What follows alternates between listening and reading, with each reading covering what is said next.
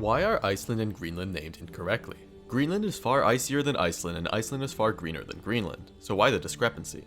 You might think this is because Vikings deceptively named Iceland to keep it for themselves, but this isn't true. Iceland got its modern name from the Norwegian Viking Floki Vilgersson, one of the island's earliest settlers from around the year 865. He did not have a good time there.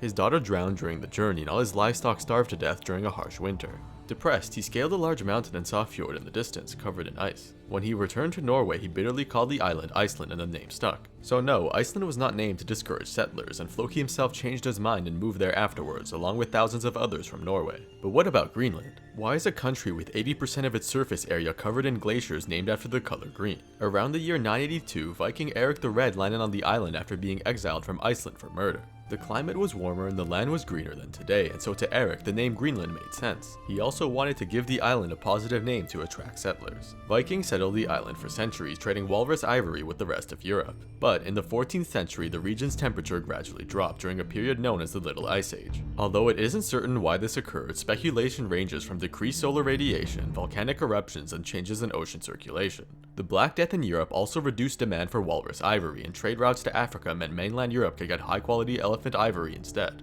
By the 15th century, Viking settlements were abandoned because of climate change and a lack of trade. Despite this, the name Greenland stuck, even after Denmark's annexation, despite the island gradually becoming colder. So, Iceland and Greenland have deceiving names because at one point they accurately portrayed what settlers saw: ice and greenery.